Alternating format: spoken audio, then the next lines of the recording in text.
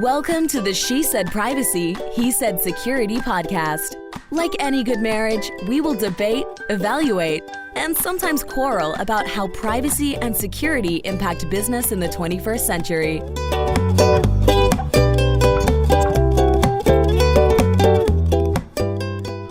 Hi, Jody Daniels here. I'm the founder and CEO of Red Clover Advisors, a certified women's privacy consultancy. I'm a privacy consultant and certified informational privacy professional, providing practical privacy advice to overwhelmed companies. Hello, Justin Daniels here. I am passionate about helping companies solve complex cyber and privacy challenges during the life cycle of their business. I am the cyber quarterback helping clients design and implement cyber plans, as well as help them manage and recover from data breaches. And this episode is brought to you by Red Clover Advisors. We help companies to comply with data privacy laws and establish customer trust so that they can grow and nurture integrity. We work with companies in a variety of fields, including technology, e-commerce, professional services, and digital media. In short, we use data privacy to transform the way companies do business. Together, we're creating a future where there's greater trust between companies and consumers. To learn more and to check out our new best-selling book, Data Reimagined, Building Trust One Bite at a Time, visit redcloveradvisors.com. You know what I realized in my introduction this morning? I have a lot of P's. It's like Peter Piper picked a peck of pickled peppers. I have a lot of those in my introduction. I bet you can't do that. Peter Piper picked a peck of pickled peppers. I wouldn't even try. Okay, we can get back to our topic today. I know. I can't believe it's now going to be December. Indeed. I know. But we're going to head to one of my favorite and interesting topics today, which Jody is becoming an expert, the blockchain. Well, we're excited this morning to have with us Zenobia Godschalk, who is the founder of ZAG Communications, SVP of Comms at Swirlds Labs, and driving adoption of Hedera, the greenest and most used distributed ledger on the market today. Hello, Jody good and morning. Justin. How are you guys? Well, we're good. We're good. Justin's having a field day today. It's a busy day for Justin. Zenobia, we always... like every day is a busy day for you too. It's a busy day for everybody. We're all just busy with our own little universes. But today, we're going to talk about the blockchain universe. So we always like to start and understand how people got to where they are today. Zenobia, if you can walk us through how your career evolved to your current role. Absolutely. So there are going to be some sharp left turns on this journey. I think, a lot of people get asked what they want to be when they grow up, and they keep getting asked that when they graduate from college and things like that. And, one of the things that I have learned along the journey is that probably the most interesting things you will do are things you have not expected that you will do. And if you're open to that and letting the journey just unfold, it can be very rewarding. So my background, when I graduated from school, I went to work for Intel in finance. My degree is in economics and industrial engineering.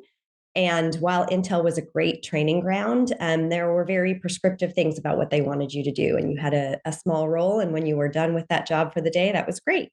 And that was a little bit too boring for me. So I was introduced to a woman who was running marketing at a company called Beyond.com. They were one of the first companies selling digitally downloadable software. Crazy concept in 1999.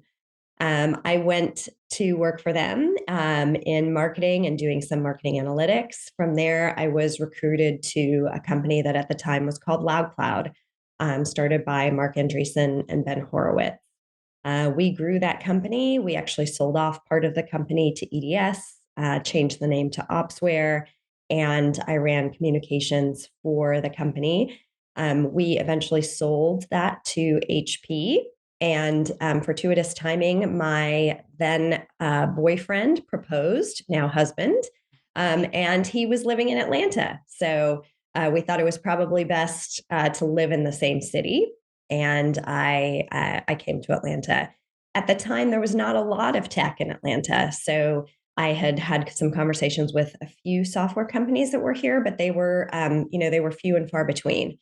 So I took a role as a sell-side analyst for an investment bank here in town, covering, of all things, internet security and infrastructure. And while Loud Cloud had been an infrastructure play, that was really my first introduction to the world of cybersecurity. And it was actually a great training ground. We, at the time, produced an annual report of all of the private cybersecurity companies in the space. When we did that, there were about 700 of them. And as you both know, today there are probably 5,000 of those companies. So the industry has grown quite a bit from there. But I pretty quickly realized that while I was getting a great education in cybersecurity, I did not want to be in investment banking. So I went back to PR and investor relations, started ZAG Communications, and grew it from there. So ZAG still runs today. There's a team of about a dozen folks who do full stack marketing for cybersecurity companies. In 2015, we started working with a duo of co-founders who had come out of the identity world. So Mance Harmon and Lehman Baird. Mance was in the office of the CTO at Ping Identity, and both of them had a cybersecurity background, but they started talking to me about this concept of shared worlds and how something called a distributed ledger could help us with this next phase of computing, where you would get to sort of control who is part of your world. You would get to control who is, it's a shared infrastructure. So it's not owned by a singular entity like a Facebook or a Google. And you could sort of carve out your own piece of cyberspace. And that really appealed to the security side of me. And then things grew from there. So initially, the company was called Swirlds and focused on private permissioned blockchain or private permissioned ledgers. In 2018, we launched Hedera Hashgraph, which is a public distributed ledger. And so from there, we have grown on this journey. There's now an entire ecosystem supporting Hedera, first and foremost driven by the people building on top of the platform, building some amazing applications and infrastructure and bridges. There is the Hedera Governing Council, which oversees the governance of the network and the direction of the network and runs the initial network nodes. There's an HBAR Foundation that does grant giving for applications building on top of the network. And then Swirlds Labs, which is responsible for still most of the engineering development of the network and related activities in support of just growing the overall Hedera ecosystem. I like how you described all kinds of left turns. It is a really fascinating set of twisty turns, I think, that you've had, because I can see how some of them are all interconnected. It'll be fun to see where it goes next. Why are you looking at me strangely? Why not? So, speaking of Hedera, can you educate our audience a little bit about what is Hedera and how is it different from other blockchains like, say, Ethereum? Sure. So Hedera is a layer one network, similar to Ethereum or other layer one networks. I think there are technical differences, and then there are governance differences, and both of those things are important. So Hedera has always been built with security in mind. It is ABFT, asynchronous Byzantine fault tolerant. I won't get into all the details of what that means, but in terms of resilience to DDoS and other attacks, that was very important to Lehman, from day one. It is fast. It is not designed with a proof of work mechanism, which actually forces the blockchain to slow down. It's designed with something called leaderless proof of stake. So it can be fast, and it also, again, less susceptible to attacks. And then another big concern was, you hear a lot about the energy consumption of different blockchains. And we wanted to make sure, and Lehman really wanted to make sure that the energy required to put transactions on the network would not be detrimental, essentially, to the environment, would not be highly energy consumptive. And again, because it's not proof of work, because it is this leaderless proof of stake, Hedera is actually a carbon negative network. So we buy a couple $100 worth of carbon credits every quarter, and that is enough to make up for the amount of energy used by the network. If you think about transactions on, for example, the Visa network, it would take over 70, it would take over 70 transactions on Hedera to use the same amount of energy as one swipe of your Visa card. So super energy efficient. Those are the technical aspects. On the governance side, Mance, who is Lehman's co-founder and the co-CEO of Swirlds Labs, realized that if you don't build in place a governance model to ensure ongoing distributed governance, you will have entropy and you will have sort of a reversion to the mean, and you will end up having small groups or cabals of people who run networks. I think you saw before China banned Bitcoin mining, China owned 80% of the hashing, right? That is something that probably was not designed for, but is an unintended consequence of not having strong governance. So Hedera is governed by a governing council of up to 39 of the world's largest enterprises and other organizations like research universities. And the goal of that is to really say, hey, these guys, first of all, they're not going to collude, right? There's no reason why someone like a Google and a Boeing and an IBM, first of all, they're in completely different industries and geographies, and Shinhan Bank in Korea and Standard Bank in Africa.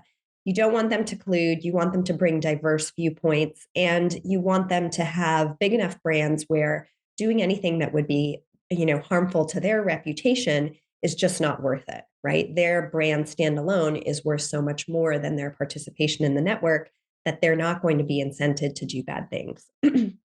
So the governance model is very different. It does mean that things work a little bit slower in terms of changes to the network, because there is that discussion, there is that debate, there is you have to come to consensus. But it also means that you have designed from day one very, very distributed governance, so that governance will never fall to a small handful of people. Not the entire point of what we just discussed, but one of the things that I think is so interesting is the carbon offset. As I was doing a little bit of some Black Friday or Cyber Monday or Cyber Weekend sale shopping, one of my companies I bought from then emphasized they do carbon offset. And I got a whole separate email about my contribution and how I was helping. And I'm thinking how you could apply this going forward. And not only my transaction and, how it's packaged and the environmental impact of just that delivery piece, but you could have this piece as well, and how it will help also from a marketing standpoint. Yeah. And I think, one of a key tenet of our philosophy is we do believe that the balance sheet of the planet will live on a public ledger, right? So it is great that you were able to participate in that, and that you were able to say, yes, I'd like to purchase a carbon offset. How do you as a company then prove, hey, Jody, that same carbon offset that I sold you wasn't also sold to someone else, right? There wasn't a double spend. That tree that, in this part of the farm is not also being allocated to Delta Airlines or someone else who wants to buy a bunch of carbon offsets. So I think there's both the idea that these systems have to be green and they have to be energy efficient, but also that they can bring a new level of accountability and transparency to some of these initiatives, because everybody wants to participate, right? All of these companies want to participate, and they are early in their journey. But as they start to mature, we're seeing them say, wait a minute, I do need to have that accountability, and I need to have that proof, not only for my auditors, but also for my consumers, that what I'm telling them is true. That makes a lot of sense coming from the former financial statement auditor. So, security, and I talk about privacy all day long, and a lot of times it's a challenge. It's hard for companies to figure out how to incorporate these principles, these concepts, and these requirements. Why do you think cybersecurity is a persistent problem in blockchain? So I'm not sure that it's actually any more a persistent problem in blockchain than it is in any other type of software. So, as you know, software is built by humans. Humans are fallible. We have not yet sort of shifted left, right? The internet was sort of built on the premise that people would use it to do good things. Turns out, the underlying premise should have been assume everyone will do anything bad that they can. So I think in some ways we're actually early. We are further along that journey with blockchain because people came into it with the awareness of people are going to do bad things, right? Now, humans are still building all of the software, and it is much more public for people to see those flaws, right? They're being exposed as they happen. They are, a lot of these networks are public, a lot of the bridges are public, everything that people are using is public. So there is, they're sort of failing in public, but probably not at higher rates than software failed in private in enterprises early on. I do think, anytime you inject a huge amount of capital and wildly fluctuating valuations into a system, there is going to be more incentive for hackers to say, let me go tinker around with that and see what vulnerabilities I can find. But that doesn't mean that the software is any less secure than previous things that came before it. It's just that it's got a wider set of folks taking a look at it and making it a target early on. So ideally, that means that we can get to a place of a higher level of security in blockchain faster than we did in some previously closed systems where, that those things would happen, but you wouldn't hear about it. And so you'd have one organization vulnerable to one kind of an attack, and then the same attack being able to be applied to other closed systems. Mr. Security Man, what say you? What say me? I think Zenobia makes a good point. Where I struggle a little bit more is I like to see the contrast, as Zenobia talked about. Hedera, security was a primary consideration in building the network. I don't know that I can say the same thing when I've done a deep dive on how Axie Infinity got hacked. Basically, it was transaction speed. How do we get there? Well, we're just going to have 5 out of 9 validators, but yet once you hacked Axie, you got to all 5, and they needed to scale quickly. And I think that's, to Zenobia's point, that's not just a blockchain problem, but it really rears its head when you have a system that's completely dependent upon code. Yeah. And I think, the good news is in this space, there are a lot of published papers. A lot of the code is open source. People can go and look at, not only what are the values that the projects are presenting, but, really how are they built, right? So it is hard because there is an onus on the users and the developers who are building on this platform to say, okay, I really have to think about at every layer and with every technology that I'm integrating, it has security been first and foremost. Well, kind of continuing on this theme around security and blockchain is, someone who's dealt with venture capital companies, I'd love to get your perspective on how you think venture capital will start having more and maybe different kinds of security requirements for blockchain companies. Yeah, I mean, I think, the silver lining to any kind of freeze or slowdown in funding is that due diligence can be applied in a much more thoughtful way than perhaps it has been over the last few years, right? When you read about some of these deals and how they happened and what a lack of due diligence has been shown, I don't think companies will be able to get away with that, right? They are going to have to demonstrate their security practices. We are starting to see even sort of more traditional audits and traditional standards being applied, and some of these companies coming to maturity where they're saying, okay, great, now I can apply things like ISO and other best practices. So I do think VCs are going to ask for that a lot more. I think you're also going to see them say, "Wait a minute, I need to understand um, the the fundamentals of the business, and they need to align with the the laws of physics still apply, right? So all of the things that used to apply still apply.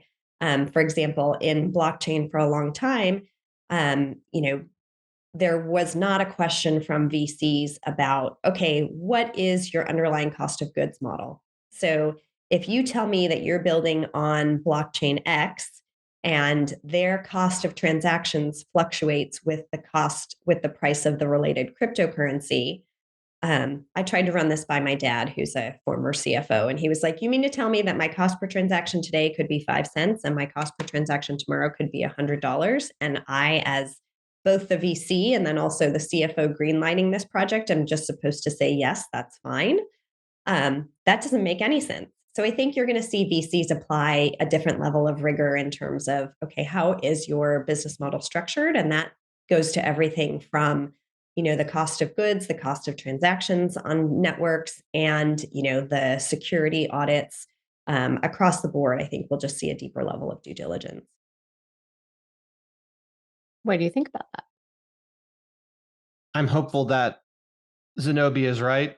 Unfortunately, where I struggle a little bit is having handled ransomware events for multiple venture capital or private equity firms.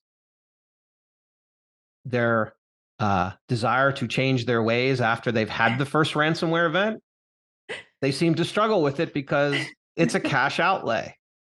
And I think it's almost like, remember when banks used to start charging for ATM fees and the first bank got pillared and then all the other ones did the same exact thing? Yeah. That's what I'm kind of thinking will happen here, because I look at the venture capital firms and the investors as an economic incentive way to put pressure on companies to build security by design, because it's going to be required to get investment. That's what I'd like to see happen. I just don't know that we're there yet. And I do think, in the DLT space, users are, they're not necessarily more fickle, but they have a lot of options. So I think you are going to see some of these companies be affected by these breaches, which then for the VCs, that translates into, wait a minute, now my valuation on this company has dropped because the number of users has dropped. So hopefully that helps drive some of what Justin is talking about. That makes sense. So I guess one other kind of security related question wanted to talk to you about is, a lot of people are talking about emphasizing decentralized finance and other protocols. Yet they don't really talk about how they're going to manage security for something that's completely reliant on software. And so how do you build trust in these protocols without security? Yeah, I mean, I think, you've certainly seen the industry have some big missteps, right? But I think there is so first of all, I think you have to take a step back and apply the sort of, hey, common sense law, right? If somebody is telling you that you can get a return on your investment that is wildly out of proportion with any other return that you can get on your investment, there's probably something askew there, right? You don't get 100% returns or 1,000% returns on any other investment. So like I said, the laws of physics still apply. So when you are seeing companies make these kinds of claims, you have to apply that same level of, wait a minute, that can't sustain, right? And then I think what you've seen over the last couple of years is where people were calling it DeFi, it really was not DeFi, right? It was almost synthetic finance rather than truly distributed and decentralized. So it does take, there's more onus on the user, right? You cannot just say, yep, I trust this. There is no FDIC backing. There are none of those kinds of backstops. So if you are going to get into this space, you really need to make sure that you understand the underlying, the underlying protocols, the underlying stack of technology that is being used.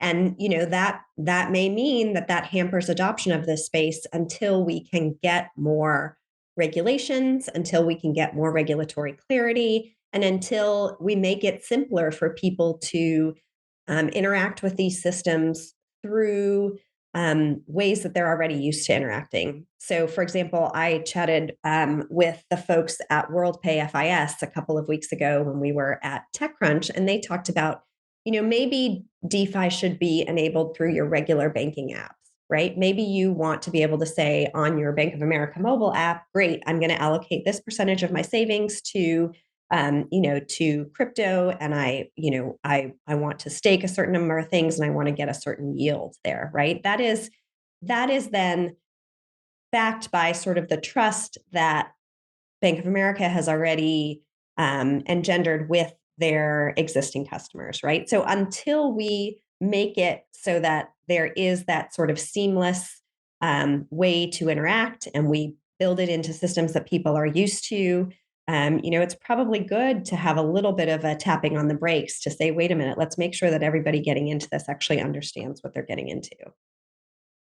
So piggybacking a little bit on what you just said, right? We're in this place where people want to be able to trust those transactions. And we have an industry that promised really great returns. And there's been some players that didn't work out and they've gone bankrupt. As a result, what are your thoughts about what the industry needs to do to be able to recover from, some might call it a black eye on those exchanges? Sure. So, it's almost eerie. I remember when I was at LoudCloud and we had competitors in the, data center and data center operations market we could not figure out how are they getting these deals and how are they selling these deals and how are they making this margin? And the math just does not work, right? It turns out they were not doing the right things. They were doing revenue swaps with their customers. They were doing all kinds of things that were illegal, quite frankly. And yet, that did not stop the progression of the internet, right? There were a ton of articles that said, oh, we can write off this experiment of the internet, like slam the door, go home. We're finally going to get all back to our regular way of life.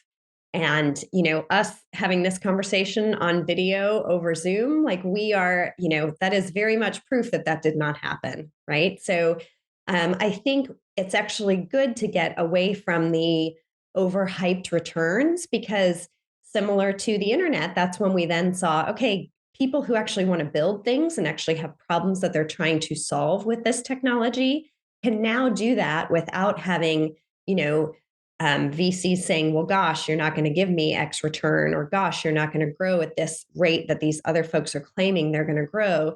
So there is a more realistic and pragmatic environment where people can actually go and build the things that are going to make a difference and are going to, to change the way that we do commerce, the way that we hold ourselves accountable, the way that we communicate. But all of those things will happen and they will be less sexy, but inevitably they will be much more useful to us. See, I think she makes a great point because, Zenobia, I was thinking about when you were talking about Bank of America. So when we traded emails, to get prepared for this show, that gets rid of the middleman of the mailman, and nobody thinks about the system or the underlying technology that's behind email. We just know that we trade email. So maybe when we get to Bank of America, and I think this is what will start to happen, is people say, oh, well, this is a way that you can now get your digital tickets. We won't talk about that it's a blockchain and NFTs. It's just, this is your digital ticket. It's dynamic, and people won't think as much about the technology that's underlying it, much like the email. I don't know. That's where I think it goes. I think you're spot on. So I don't have daughters, but my understanding is that, queuing up for Taylor Swift tickets. So going to use that as an example. Was a hot mess, right? And when you think about what a distributed ledger is designed to do, it is essentially designed to order transactions, right? So imagine if I did not have to go onto a website and 700 times click my way to prove where I was in a line, and then have the system crash on me and have my, me as one of the most loyal fans and have a terrible experience, right? I just queue up in the, I have my place in the ledger. I know exactly where I am, and my transactions go through, and there's fairness in the ordering of where that comes through.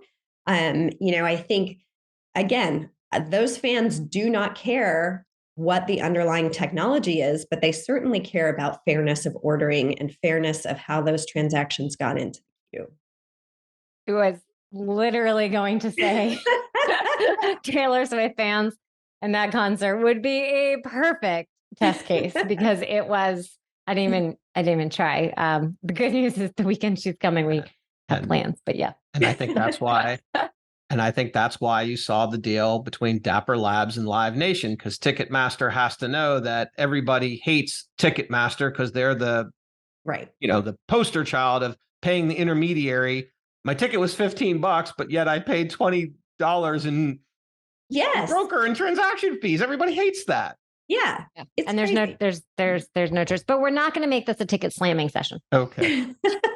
I'm going to bring us back. I know, but when people think the blockchain is kind of crazy and it's hocus pocus because they conflate it with crypto, you give them an example like this and they're like, oh, that makes sense to me. Right. Okay. Which is why we do our show. Indeed. All right. You're up. Oh, well, because we've been having so much fun talking about privacy and really more security today, we always like to know, in your world, what is the best personal cyber tip that you might offer your friends when you're hanging out? Yes. So aside from, if something is too good to be true, it's probably too good to be true.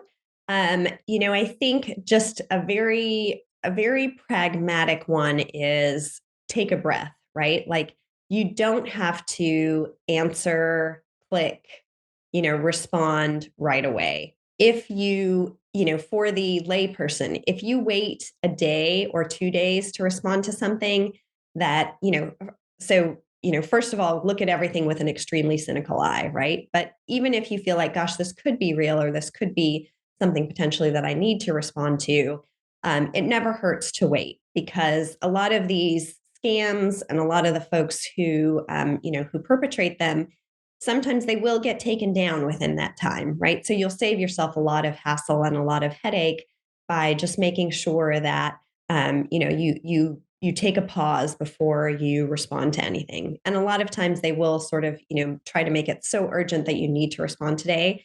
No one is sending you an email that you must respond to right away. Use those other channels, right? Pick up the phone, which I know if you're a millennial, that is, why would I ever use a phone to actually call someone? But pick up the phone, think about those other channels that you can use to communicate with, whoever that potential person is that's asking you to do something that might seem a little bit strange. Good advice. Except when I get something from my wife saying, I need you to read an NDA, that has to be responded to immediately. Absolutely. Yes, absolutely. But the sending source. So it's been well vetted. It's not a Jody bot. Are you sure? Nope. Okay. It's been well vetted. I scream it through the house. It's not JODL Daniels. So when you're not talking about security and the blockchain, what do you like to do for fun? My goodness. Well, I know we were chatting about this. We all have children who keep us very, very busy on the weekends. There's nothing better than watching the delight on their faces as they, play baseball or, score in a basketball game or whatever it might be on the weekends. But I think one of the things that we have really enjoyed picking back up this year is travel. I think it's also just great to, especially in this industry, people are so scattered, but they're everywhere. So we spent some personal time in New York this summer, but got to meet up with a bunch of folks who are also in the industry. It's such a welcoming community, and it's such a diverse and geographically spread out community that it's fun to travel for personal reasons, but also to get to meet up with people who are part of our professional lives. And if people would like to connect with you and learn more, where should we send them? Yes, you can hit me up at Zenobia@swirldslabs.com, or I'm on LinkedIn or on Twitter at Zenobia ZAG. Well, thank you so much. It has been a fun and enlightening conversation. Absolutely. Thank you, guys, and keep up the great work. This is much needed. Thank you.